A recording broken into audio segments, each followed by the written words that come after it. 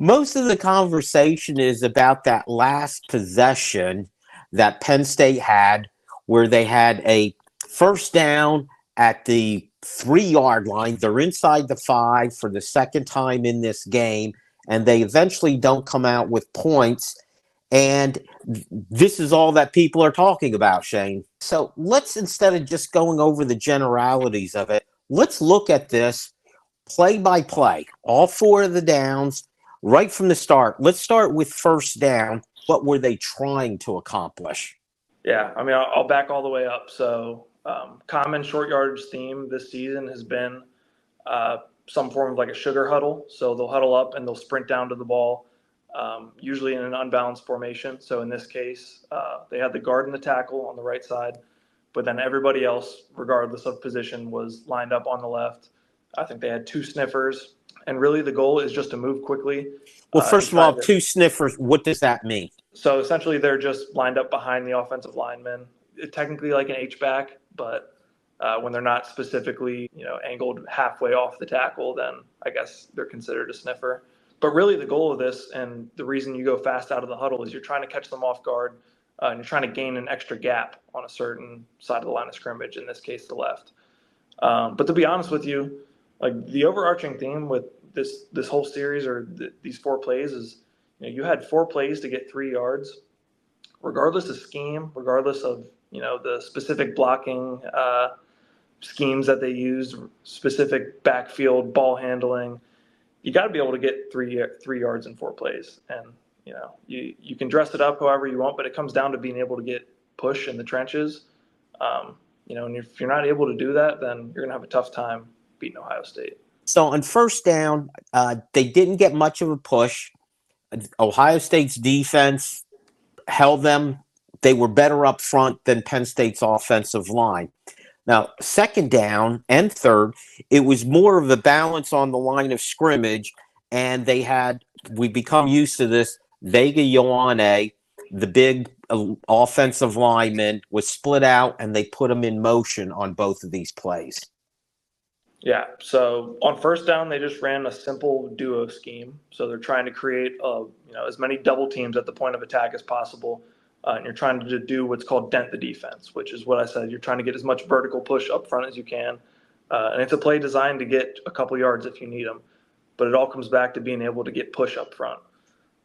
So after first down, they decided to present it a little differently. And they put Vega to kick out the end man on the line of scrimmage. So went from running just a simple duo scheme to now running duo kick, right? So it's the same thing up front. Offensive linemen are all responsible for the gap closest to the ball. In essence, there are exceptions. You're trying to create double teams, but instead of just having the tight end or the widest player on the line of scrimmage responsible for the end man on the defensive side, you put the offensive tackle in motion. And you hope to gain a gap with his momentum. You got a 300-pound guy running full speed. You would hope that he's able to clear out some space so that if the run bounces, because the running back is reading a gap out, so A to B to C to D, that if he hits that D gap, he's going to have room to score. Obviously wasn't the case here. And to be honest with you, I mean, when you're this close to the goal line, you can call it duo, you can call it inside zone. All you're trying to do is not let anybody cross your face and get inside of you, and you're trying to create push up front. So the rules kind of go out the window in a way, because all the offensive linemen care about is making sure nobody gets inside of them and nobody pushes them backward. It seems to me if you're just pushing up the middle, but he's going to the outside of the formation, he's kicking out the furthest guy, instead of it only seems like that would be effective if the running back has an option to bounce it outside. Yes, and he does traditionally, again, in duo, when they install it over the summer. They have all these specificities where, if, say, the Mike backer presses the A gap, then he moves out to the B gap. However they coach it specifically. But again, and I'll say it for, what is it, the 5th time now, the scheme kind of goes out of the window when you're that close to pay dirt, right?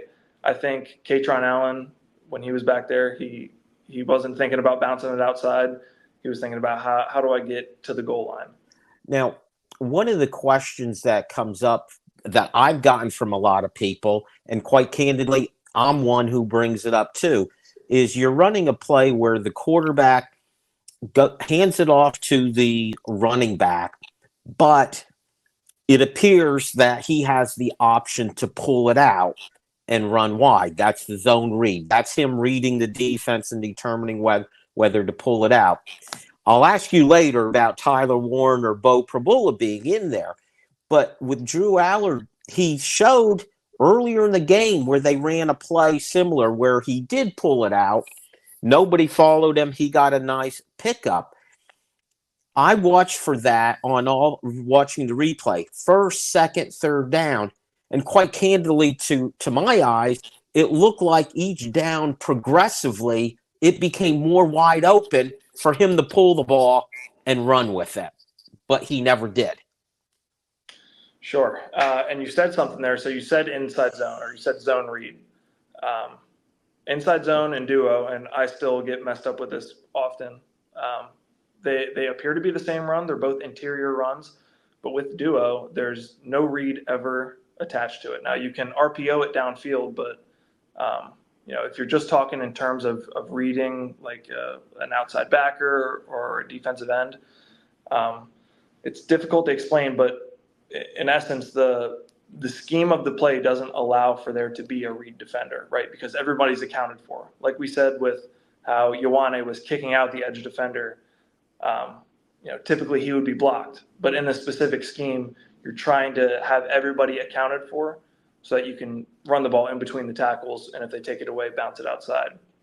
Now, was Drew Allard carrying out his fakes? Yes. And, we're not in the quarterback room, so we don't know, the specific reason, but it just comes down to why not, right? If he's just going to hand the ball off, he might as well carry out a fake if it, helps a linebacker hesitate just a tad. It just comes down to why not, right? Like, why wouldn't you just carry out a fake around the edge and see what happens? I do want to get now to fourth down. Let's talk about this play where essentially, in fact, they talked about this, about Tyler Warren being the initial target, and Trey Wallace runs a quote-unquote pick play for him, but Ohio State seemed to work around that. There was a quick instant where it seemed like Warren may have been open and available. The only other option he has is Khalil Dinkins because he's the only other guy who's running a route, correct? Correct. To get in the mind of a Ohio State defender here, so you've stopped them 3 times in a row. Fourth and goal, slim chances they're running the ball again. What is the most common goal line answer through the air? It's a pick play. Who is it most likely going to? Probably Tyler Warren, right? Especially when you have the split of the receiver lined up, kind of suspect where, he's obviously trying to get close enough to where he can get in the defender's way who's guarding Warren. It was all just pretty predictable. What I would say to our staff is, I think with fourth and goal, you want to provide yourself with more options. It was really one to two, and if neither one of them were open, we were screwed.